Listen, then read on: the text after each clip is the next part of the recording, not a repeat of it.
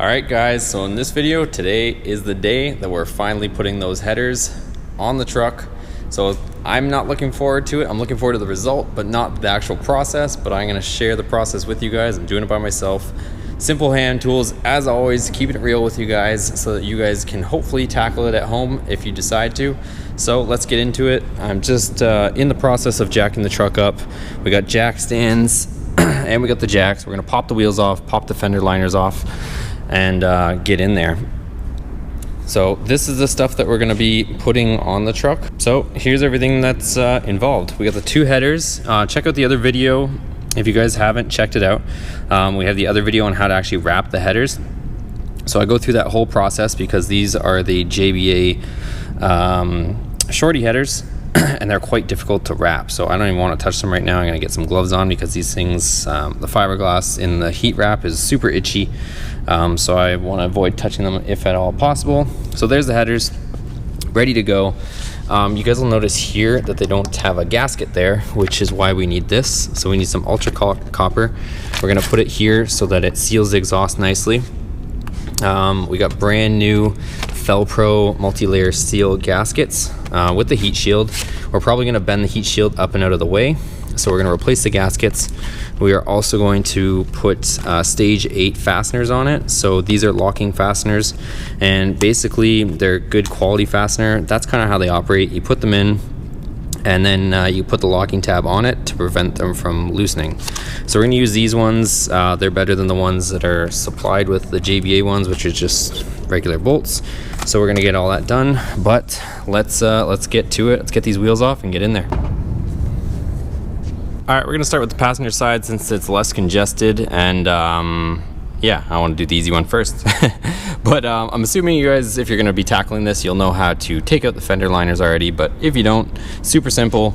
I covered it in my exhaust manifold stud repair video more thoroughly, but basically you're gonna be taking out the bolts that are around the perimeter, and there's some speed clips on the inside. I'm gonna pop this out real quick, and then let's go ahead and get into the good stuff. Okay, so we're into the meat and potatoes on the passenger side at least. So basically, this is what we got. We're gonna have a series of 10mm bolts, believe going off memory 13 underneath these 10s, but I'm gonna go ahead and just give these a squirt of PB Blaster. I removed them before for the stud change about 20,000 miles ago,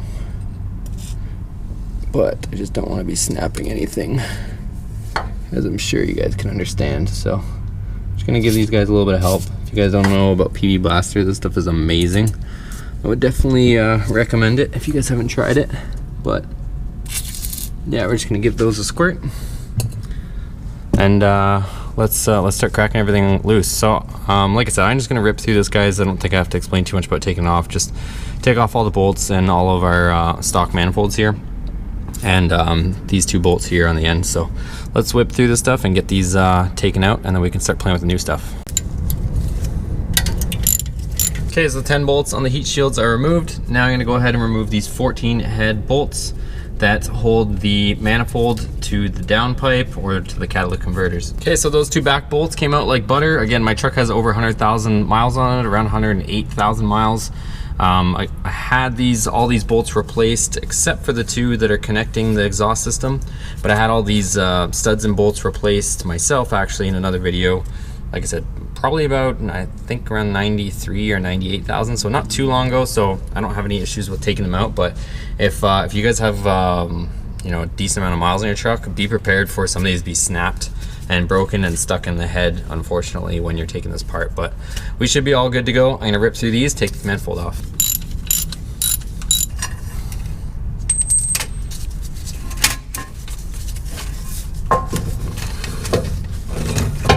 All right, so obviously the old header is out. The new header, it fit in here easily from this passenger side at least. You can kind of see how easy it goes in and out of here. It basically just tucks straight in. I was just doing some test fitting. So there it is out.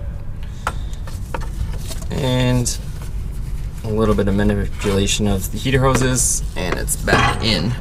But it does appear that the Y pipe, if you guys can see, our holes are misaligned here.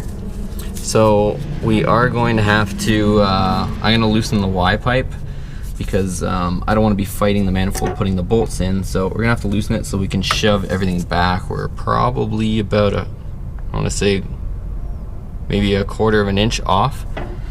So I don't have two hands here, so I'm going to loosen the Y pipe so that we can get it back towards the back of the vehicle and then get our bolts on. So what I am going to do is I'm going to go ahead and start on the other side so we can remove the Y pipe bolts, because it's probably holding it. I might not have to actually disconnect it from the rest of the exhaust, but at least taking it off of the manifold on the other side is going to allow us to push it back more. So let's go ahead and yank the fender liner on the driver's side and get that side ready too.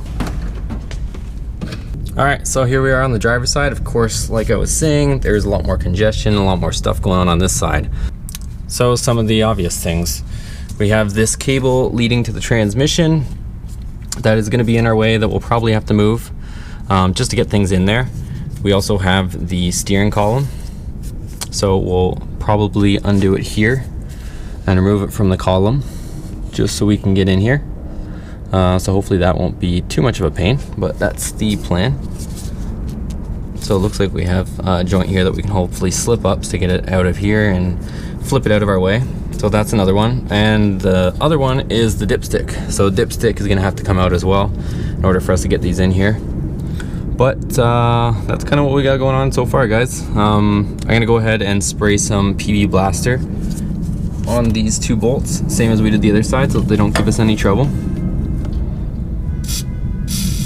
So we'll spray these and then start taking stuff apart. So let's go ahead and remove these 14 mil bolts connecting the exhaust. So with the exhaust disconnected, you could probably proceed on the driver's side if you wanted to, but I want to finish what I started on the passenger side and at least make sure that everything's lining up correctly before we go ahead and rip this side off. So I'm going to go ahead and complete the manifold on the passenger side. So after a little bit of fiddling around, I actually did have to put something in the exhaust, even though I freed the exhaust, you know, the cats, the Y pipe from the driver's side with those bolts. It still didn't give me enough clearance on this side, so I guess maybe my exhaust is a little bit far forward, maybe the average one, or maybe this is just a little bit tighter tolerances. Either way, I did have to put something and basically shove my whole exhaust system back out of the way temporarily so that I can work on this. So I have that back there. My muffler and everything's pushed back so that I don't have to remove the Y pipe. I was thinking about removing the Y pipe. If I don't have to, I'm not going to. And at the same time too, I don't know if it's going to be any easier to start getting everything in without taking everything off from the back, which I don't want to do right now. So it's just more work than necessary. So I'm going to go ahead and listen to that train horn.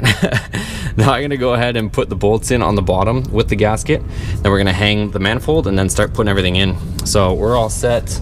We got our new gaskets. We got the manifold. We got the old one. Everything's here. Stage 8 fasteners. Let's go ahead.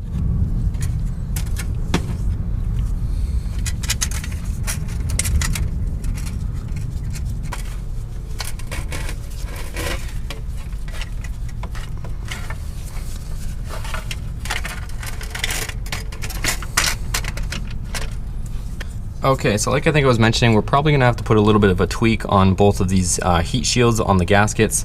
So right here you can see we have a high point on the manifold. It was fairly easy to basically just hang the manifold on those bottom bolts because all the bottom bolts on the manifold are slotted. But I'm gonna go ahead and put a slightly higher tweak in this section because I don't want it to rub on my wrap and start chafing it right away. So as you can see, I put this kind of hump there, and if we rock this forward,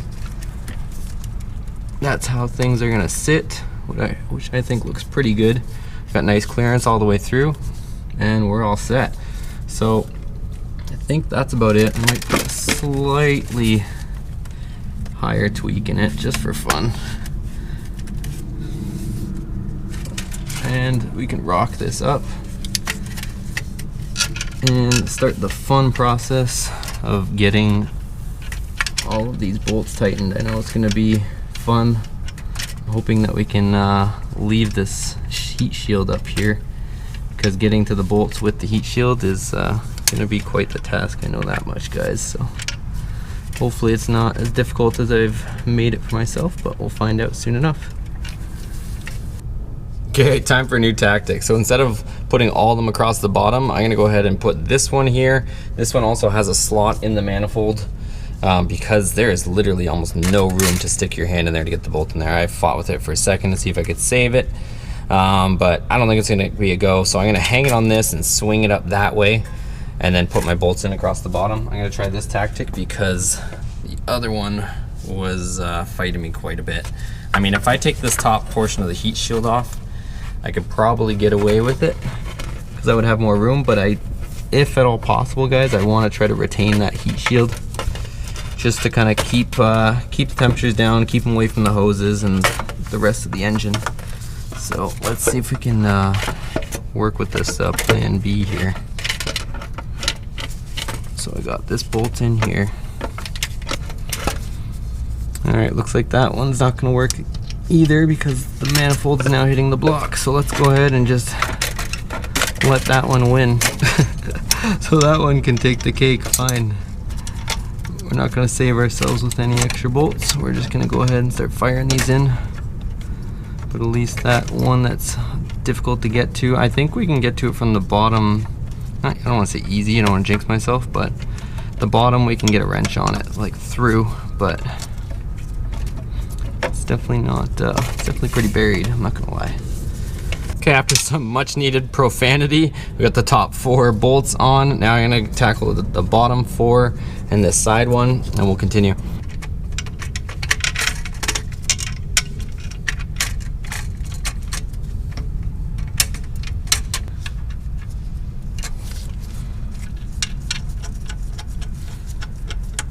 Okay, all bolts are in except for the one on the end here.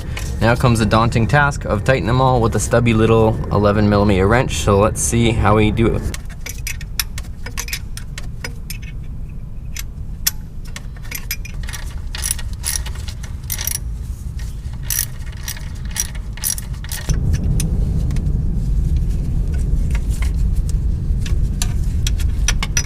Okay guys, bolts are all tight on this side. I don't want to say that it was easy, but it wasn't the hardest thing I've done in my life. I've had lots of turbo cars before and turbo manifolds, and this was, you know, it took me right back to those days. So I got it done. I wasn't complaining too much. It was just more hanging it and figuring out this one, that you definitely have to put this one in first, because trying to get it started and trying to put it on there is just too difficult. So definitely put that one on first, and the rest are pretty accessible. These ones you can all get from the top. These two you can actually use an extension and a socket on, which is nice. Basically 1, 2, 3, 4 you can use the socket and extension on this side, and then these two underneath on the bottom you can just get a wrench in, no problem. I actually I bought a little tiny Harbor Freight kit with a bunch of little stubbies in it, thinking that I might have to hack it up and chop it, but this little guy has been working so far. So far so good. Don't want to jinx it, but let's I'm not gonna put the stage 8 fasteners on there yet, the actual locking tabs. I'm gonna go ahead and get on the other side first, make sure everything's kosher before we finalize with those locking tabs. So let's move it to the other side, and we'll rip the manifold off and start with this again. Okay, so to start off, let's get rid of the dipstick and the heat shield. So we're gonna take out the 10mm bolts. There's also another 10mm bolt down here that's holding the dipstick in. So you're gonna have to pull the dipstick out of the tube from the top, remove that bolt, and then also this one is holding it. So let's go ahead and get all this stuff done and get the heat shield and dipstick out of here.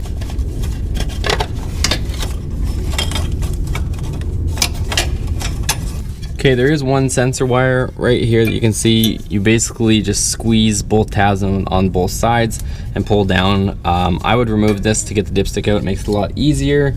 I don't have 4-wheel drive, so there's probably a little bit more trouble getting out that bottom 10mm that I just took out here.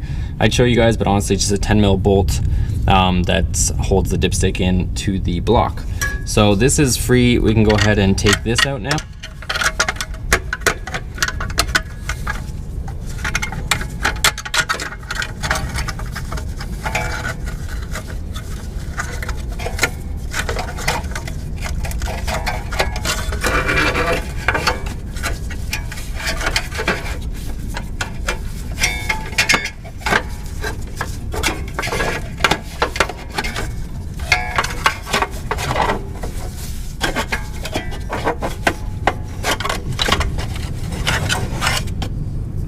Okay, now I'm gonna choose, I mean, realistically I've done this before where I've left all this in place when I took that manifold, the stock one out before, but I'm gonna choose to make some room first before removing this manifold.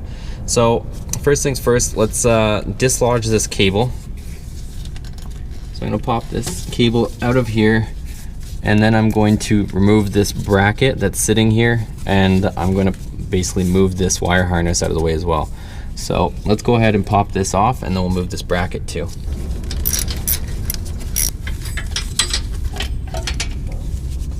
Okay, so the bracket's removed. It's a 13mm and it's a stud, so that's gonna give us more clearance through here, as you can see when we're working on things. And I might actually leave this off and basically tie things out of the way of the heat, because I'd rather keep everything further away as opposed to being way up here closer to that manifold. Okay, next I'm gonna go ahead and work on the steering column shaft. So let's go ahead and loosen this. It looks like a 13mm, and see what that does. We might have to loosen the bottom one as well, but that way we can get this out of our way and continue. Okay, I put a little bit of PB Blaster on this so we can wiggle it out. These things are keyed, guys, so don't be on the newer vehicles. They have a one section of the spline that's actually thicker, so it can only go in one way, so don't be too concerned when you're taking this out. But the older vehicles, of course, you can reposition the steering wheel different from the rack, but these newer ones, they have a specific key. They can only go in one way, so let's wiggle this out. Okay, as I was explaining, basically you can see we got a flat side, two flat sides, and then a rounded bottom, so there's really only one way you can put this in. Unless you're going in there and spinning the wheel, you're not going to have to reclock it anyways, but just be aware that you're not going to do anything. You also see that I jammed a flat screwdriver in here just to spread it and help it get it apart. Also put PB Blaster on it. But we are now out of the way. I think that should suffice for getting those headers in there. If not, we can also remove it from the bottom there. So if we have to, we'll remove it from the bottom as well. But let's go ahead and continue and see where we get. This thing can also suck up and out of our way. It's gonna try to probably come down, but this is some pretty good clearance we have right now. I'm also guessing we might have to remove this shield, but we'll find out in a second after we get this off. Okay, so I'm just gonna whip through this again, guys. 10 mils and 13 mils, and this will come all off.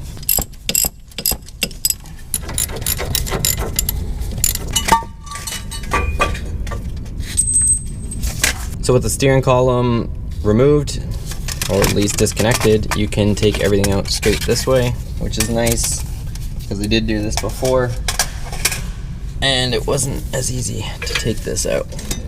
Okay, just real quick before we continue, guys, like, check out the difference in that. Like, that one just looks so pathetic next to that. I mean, it's kind of obvious to see that this is a choking point for such a big motor, and that one is much more substantial. But let's keep going. It is fun, but hopefully this side doesn't turn into a nightmare. Let's cross our fingers, knock on some wood, and get in there. Okay, so the new header has slots on the bottom, so let's go ahead and hopefully follow their lead, and we'll put the gasket on first, and hopefully we'll hang the bottom, but as always, we'll see what happens. Okay, so you guys can probably see that I tweaked this side quite a bit. We're gonna see if it'll stay where I put it, because the tubes on the manifold go up high here quite a bit. So I'm hoping I can get away with that staying there, but we'll find out. I'm just gonna let it do its thing, and hopefully it moves itself out of the way as much as it needs to. So I've got it pushed up as high as I can. Let's go ahead and see if I can swing this manifold in through here. Not sure if I can, not sure if it's gonna clear this, but we'll find out in 2 seconds.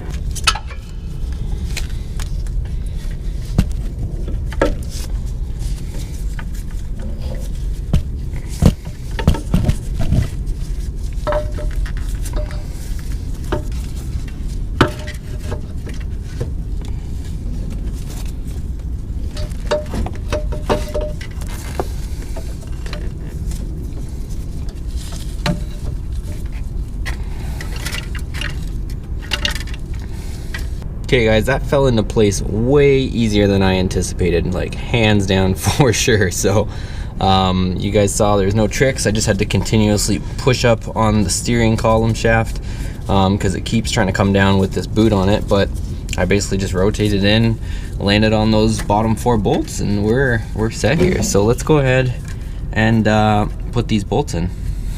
I think I'm actually going to just notch out this part of the shield, guys, on this manifold gasket. I don't want to remove the whole thing. I want to leave as much as possible, but I am going to just notch it out. You can kind of see this bump here on the head, and what's happening is as I push the gasket in, or as the manifold pushes the gasket in, it basically forces this to come down and touch the manifold. So you can kind of see this action there where it kind of comes back down as I push it up, and it's forcing this basically razor sharp edge into the wrap, which is going to cut it, and then it's going to come unraveled, and it's just going to get ugly. Plus this manifold runner comes pretty close to this plastic. I've heard that you sometimes have to trim this, but basically what I'm going to do is just kind of trim a section out of here around this one point. So I'm going to mark it, take it off, we'll trim it, and then we'll put it back on. Okay guys, we got the gasket trimmed in the corner, so let's go ahead and hang this manifold again and continue.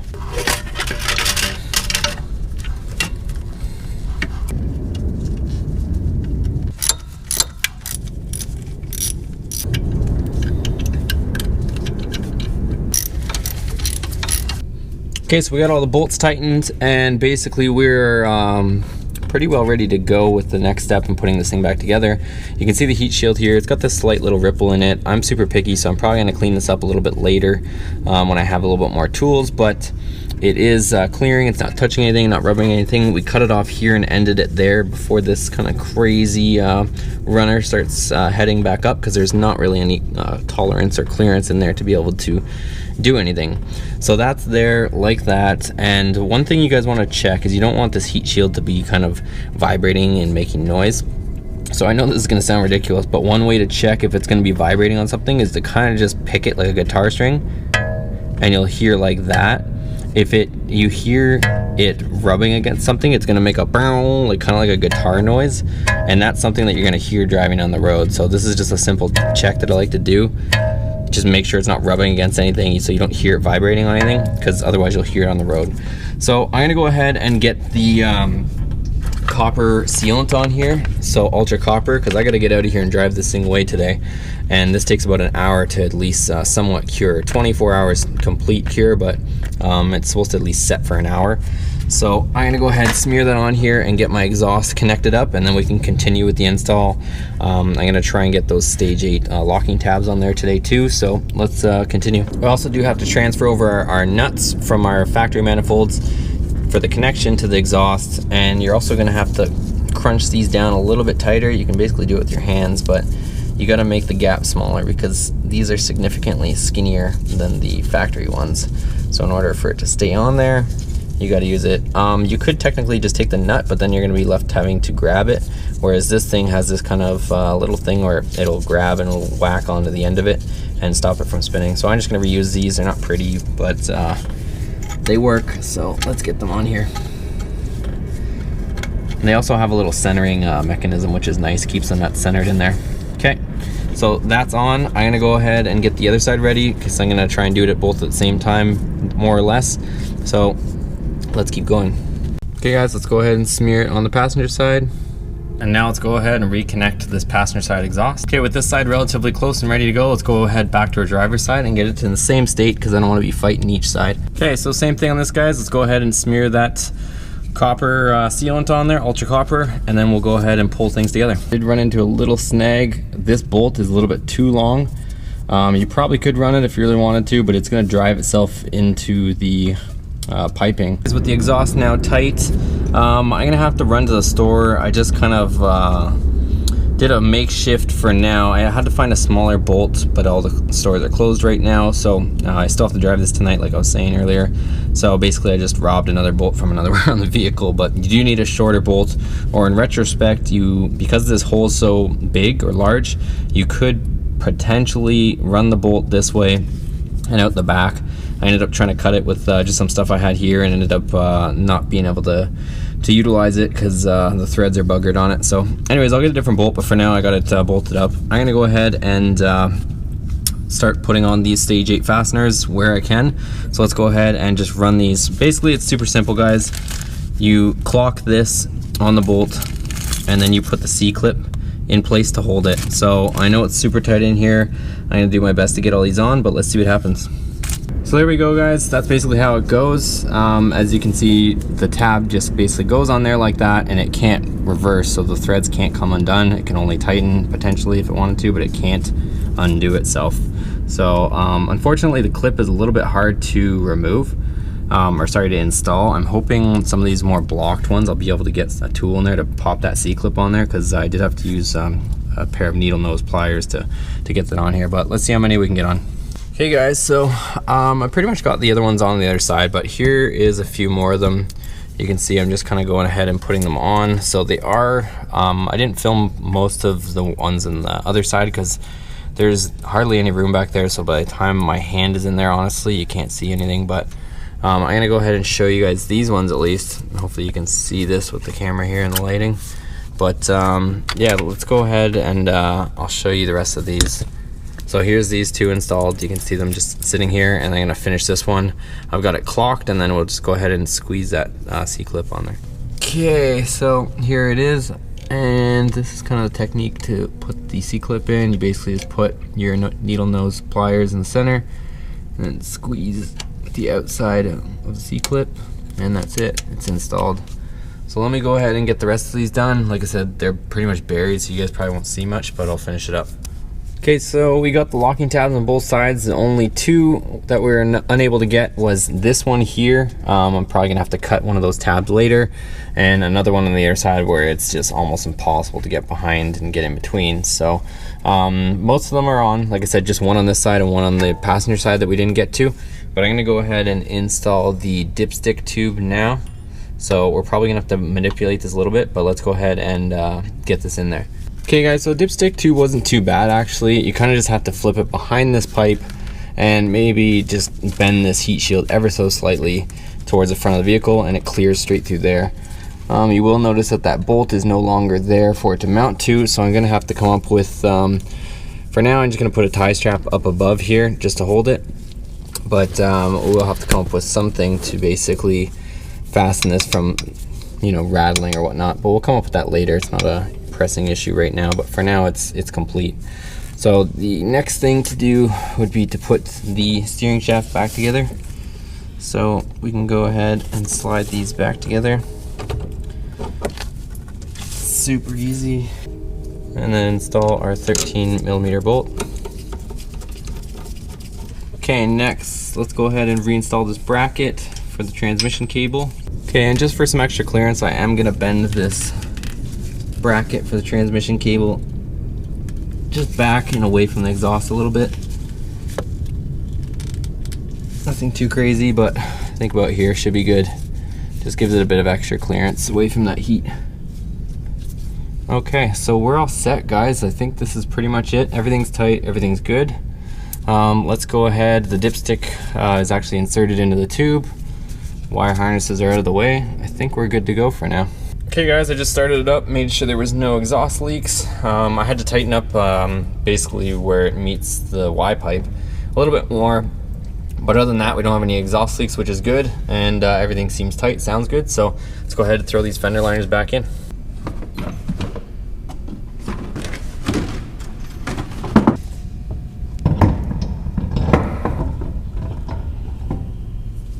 Alright, so thanks for watching, guys. Hope you enjoyed that video. I know it was a lot longer video, but that process does take a long time, and I was trying to condense it as much as I could for you guys. But I hope you guys found that helpful. If you did, give it a thumbs up for me. Any comments, questions on the whole procedure, or anything on the truck, build, anything, be sure to leave a comment in the comments below. Make sure you're subscribed to the channel. And turn on that bell notification so you're notified of the latest videos. Also, we're on Instagram too. If you guys are on Instagram, same spelling as the channel, @BoostedMotorsports. But wherever you guys want to follow along is cool with me. But we'll see you on the next video. Take care.